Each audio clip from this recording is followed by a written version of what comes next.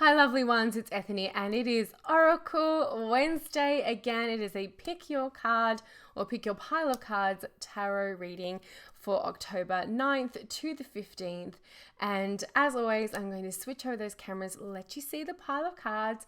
You can select the one that you feel the most drawn to or that contains the message that you need to hear for the week. You're going to come back, see my face, and we're going to go through the messages revealed. As always, if you want to know about the decks that I use in Oracle Wednesday this week, please hang around to the end of the video and I'm going to show you those decks. Or you can check them out in the description below where I put a link to each one of the decks that I use. So without further ado, let's get this party started and you can pick your pile for this week. Now it's time for you to take a deep breath, ask your guides, your higher self, your inner self, what you need to hear, what message they have for you this week, and select one of the piles of cards. This is group number 1, group number 2, and group number 3. I highly recommend you write down what group you have been drawn to so that you don't forget when we go to your messages revealed. Welcome back. Now let's go through your messages revealed. And pile number 1, these are your cards. The first one is the Frog. The second one is the 3 of Wands. And the third is the Knight of Wands. So quite a lot of wandy energy in this first pile here. Now this is all about really positive change both inside and on the outside. So let's go through your messages a little bit, like they kind of work together, but we're going to dissect it a little bit. Or dissecting frogs, or you can tell I've watched, they don't, do they do that still? Someone tell me. I don't think they do, because that is horrific. Okay, so frogs. This is about positive transformation and serenity and instinctively knowing what needs to be transformed and change to achieve your goals and to bring you peace. And as always, I'm reading my channel notes before what I do before I get on. So here you are being asked to trust your instincts and to really feel the vibes of the room, of the space, of the people, all that sort of stuff, so that you know what needs to be changed on a deep, intuitive, like you can call it cellular level, whatever you want to call it, in order to have some things positively move in your life. Now, frogs are actually one of the ways in which you can tell if an environment is positive. So frogs actually take in water and things like that through their skin, and if they start dying off, it means the river or the creek or the lake, wherever they're living, is actually toxic. So this is quite like what we do with our vibrations. We have all these energy bodies and we feel things coming in, but we don't always act upon those feelings or trust them to really steer us in the right direction. Whereas you instinctively know what needs to be done. So here with the 3 of Wands, you're being asked to look at things from a larger perspective and looking at things from a grander perspective. You have got things to do. You have got vision. And what I really love about this little kitty cat in there is it's like the 3 wands are around and it's like almost looks like it's framed in there, like laser focused. Things are expanding and things are moving around you, and you want to have them move in a way that is going to help you achieve your ambitions and your goals. You want to move forward at all times.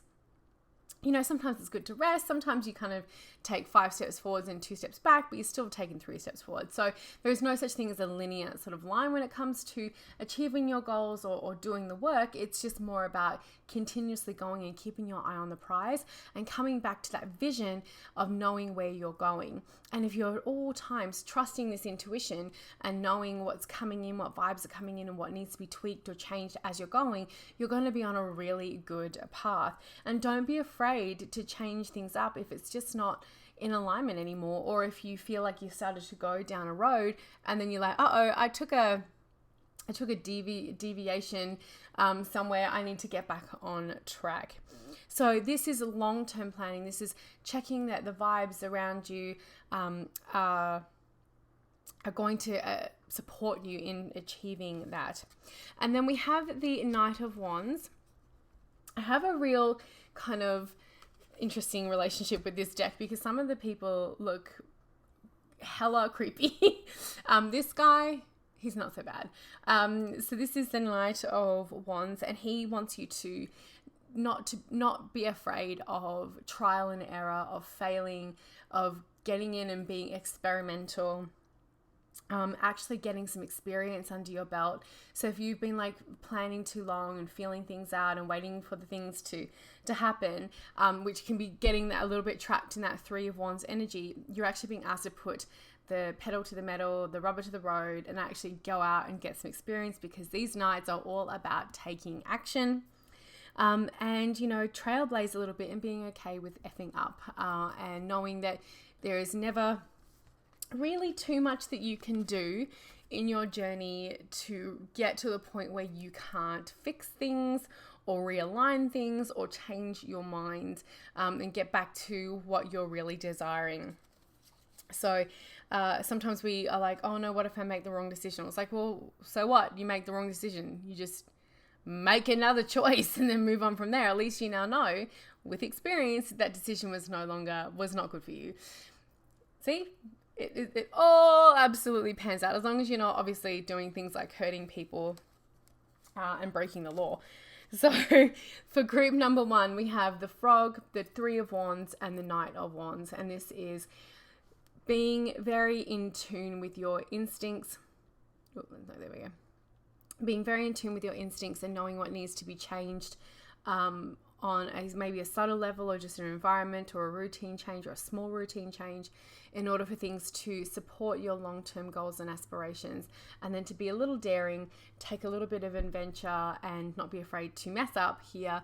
But the really good thing about the first card you had here, the Frog, when I was going through the guidebook, because these have little poems on the bottom, and they don't always necessarily align with like what I know about frogs and what I know about frog medicine, was saying that positive change is going to come, even though you have a Knight, which is saying take action, it's going to come anyway. So if you've been waiting for some positive things to like align for you, this is a really, really good sign. And group number 1.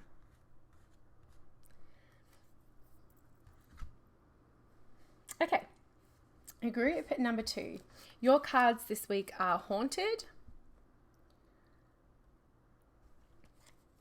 the Son of Pentacles, kitty cat, does whatever a kitty cat does, and then the Three of Cups. So let's go through this for you here. This was a really interesting card to pick first this week for your reading.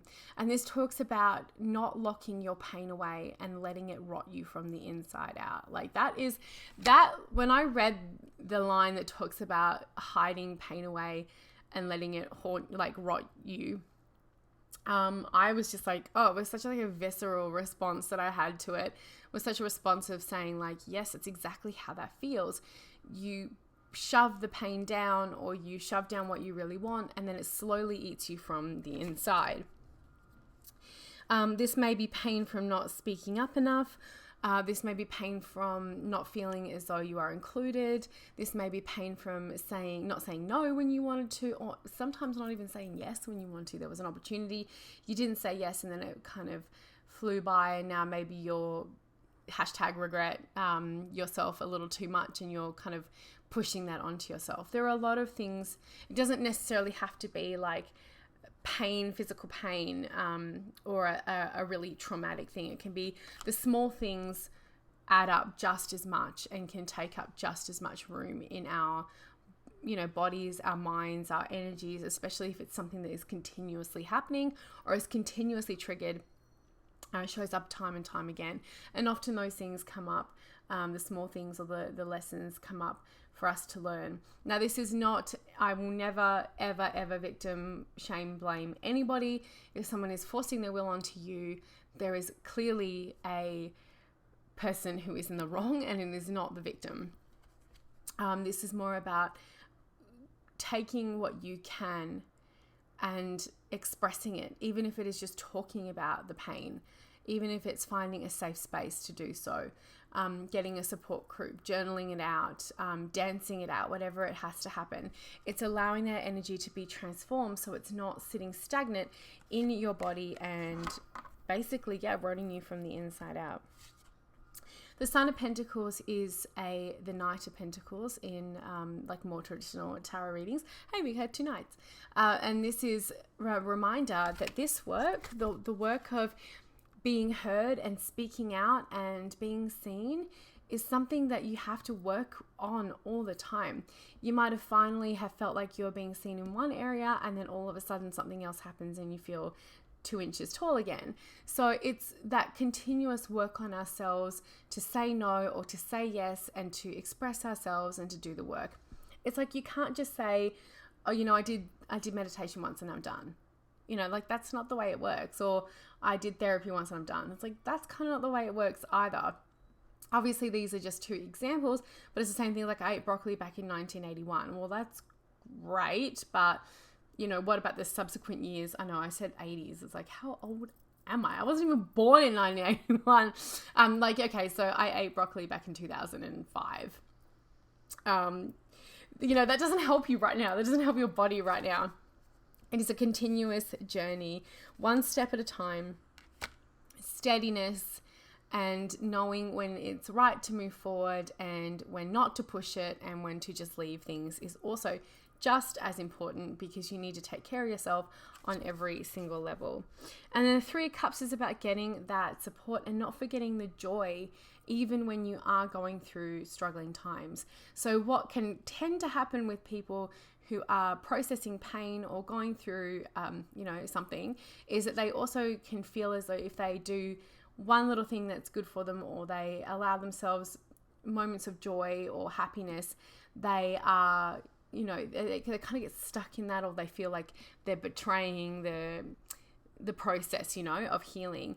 The 3 of Cups is very much around supportive communities and being around supportive people, knowing who is going to be able to be there to help you hold space, even if you have to go outside of the people that or your friends, so that you are not feeling, you're not maybe, I don't want to say you're being a burden because that's a horrid word, but it's like saying you can't be all things to all people, and someone cannot be all things to you. So like sometimes it's not the best to put everything on somebody, because for them it's like it's the pressure, and it's the like maybe they don't have the tools to help you, or maybe they're going through their own thing, that kind of stuff. Relationships need to be reciprocal and giving and taking.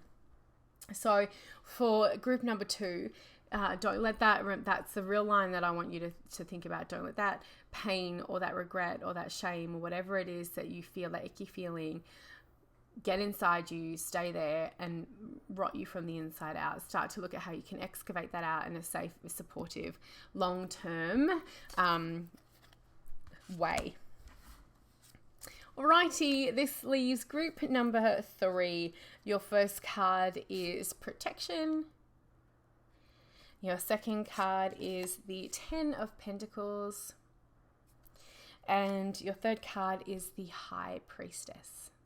Okay, so those are your cards. So let's start going through your messages. So this is a real cleanse the space, cleanse yourself, and watch your environment. Protection, one of my favorite things to do, and it was really interesting because it talks about the cloak in this card, is to cloak myself. So sometimes I will cloak myself with what feels like Harry Potter's invisibility cloak, in order to be not seen by things that I feel are going to hurt me. I often cloak my car.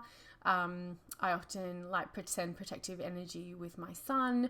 There are other things you can do too. You can light a blue flame pentacle on your brow for protection. You can put a big bubble around yourself. There are lots of energetic protection practices that you can do to help keep that that sort of shield really strong. Here's the thing though, you're not under threat. Like this is not a threatening, like you can see from the other 2 cards, like the 10 of Pentacles is a great, solid, steady foundation card. And the High Priestess is not an ominous threat unless you don't like strong, sassy, silent women, because you can give someone a lot of sass even without talking, believe me. So it's nothing really like saying, oh my gosh, you are in danger, but it's just more like being protected as much as you can. And also cloaking yourself from those who may cause you harm, so that you're just avoiding unnecessary drama and pain. And I feel like that is always a good deal. Your team was always helping you out, but do what you can to support them also. So I mentioned in group number 2 that relationships are reciprocal, and I believe the same thing is true with our guides and our team on the other side that is there to help us. And if we can do what we can on this plane with our bodies and our space to help them out, then it makes their work a lot easier. So then your second card is the 10 of Pentacles. And here in the 10 of Pentacles, it's like now looking at the environment. So is your home safe? Are you protecting your house? Are you around the right people, or are you just in a toxic environment all the time? And is that really worth it for you? Although this is talking about being very, very stable and very having a good foundation, and that can be a good foundation in your practice too, just having really good routine with your energetic hygiene as well. But here the note when I was channeling the message said, surround yourself with good people and a good environment to help support the protection on a number of layers. And this is also me going to be like, make sure you're like drinking all your water and taking your vitamins and eating the food with all the good nutrients in it, so that you are also supporting that body. Our bodies are so important. They are our temples in this lifetime. Mine can most of the time be a theme park, let's be honest. A theme park with much bakeries. But it's also something that is important to make sure you're taking care of yourself. And then we have here the High Priestess. So let people, the final thing on this that we had, like our spiritual protection, our physical protection, and this is now the other part of it, which is one of my favorite sayings, let people show you who they are. Listen, yes, absolutely listen to what is not being said. Use your beautiful senses, especially that intuition, that gut feeling of knowing who is worth trusting and who is not.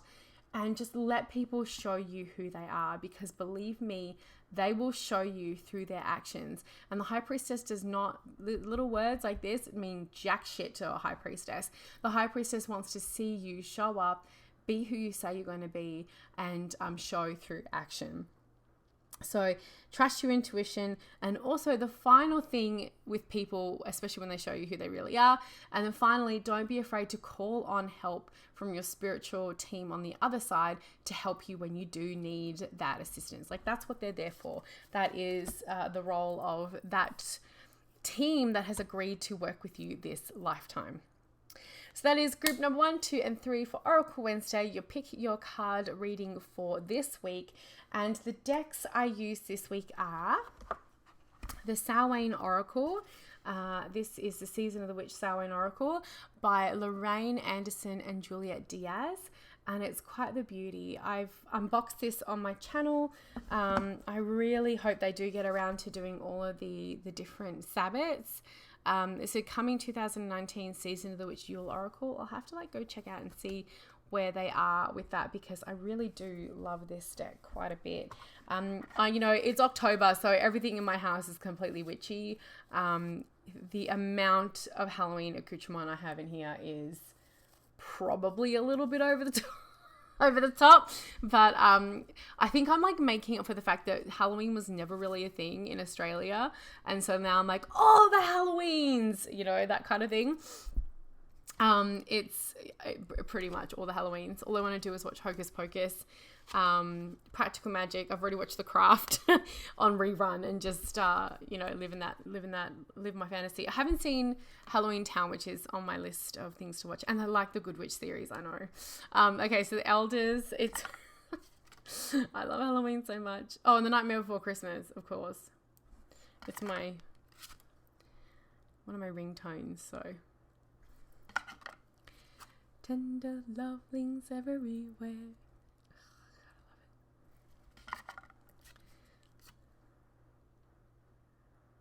Okay, it's a really beautiful deck. It has familiars, elementals, there's tools, there's all sorts of different things in this deck, and it's just absolutely, look at that, absolutely beautiful. And they have a little poem on each one. It's just really beautiful. It's a really, really stunning deck. Very aesthetically pleasing for those of us who like lots of witchy things. The second deck I use this week is the Considerate Cat Tarot, and this is by a lovely fellow Canadian, Madeline Belanger. And I just adore this little kitty cat deck.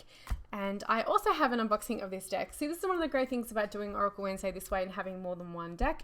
I'm using a lot of different cards, especially considering that I get sent a lot of things because I'm very, very lucky. I love the back, that color. The color palette is very me. I love mints and pastels and so cute. And these little rescue kitties are very, very gorgeous. So you can find the full unboxing and walkthrough of this deck on my channel. Little squee. So cute. I keep looking at the cards because they're just adorable. It's one of my favorite cat decks. And I'm not even a cat person. Like, I'm not even a cat witch. I'm not. I don't mind certain cats, but I'm definitely more of a dog person. So the fact that I love that so much is a testament to Madeline's artwork and just how gorgeous that deck is and the beautiful vibes behind it. The third deck is the Bohemian Gothic Tarot. This is by Barber Studios, or Alex and Karen. I really, Magic Realist pressed. I have all of their decks, all of them. And that's never going to change. I love all of their stuff so much. This one is a really interesting deck. I love my backs. I can't remember. This might be the second edition. This is the third edition of the deck with many reworked and altered images. So I have been corrected. It is the third edition. And like I said, some of the people, because they have this like wash over them, it's some of the people are actually, see, like I don't find that too creepy. Like look how beautiful this is. Oh, so pretty. I don't have a unboxing of this deck on my channel because I've had this before I had a YouTube channel. So I've never done that, but I'm cracking out a lot of, I mean, like, I guess that's fine that he's a little bit creepy. Yeah, so I have never done a walkthrough of this deck. I might do at some point. I'm sure you can find people who have on the tubes. Barber Studios have been around for a very long time. They have a really stunning deck, and the Victorian Romantic was one of my favorites for reading love readings for a very, very long time.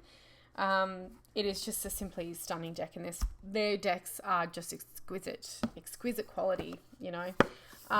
So those are, oh my gosh, words fail me now. Those are the decks that I used this week. I'm going to stop talking before I say anything else in gibberish. I hope you have a beautiful, magical, blessed week, and I will see you all next time.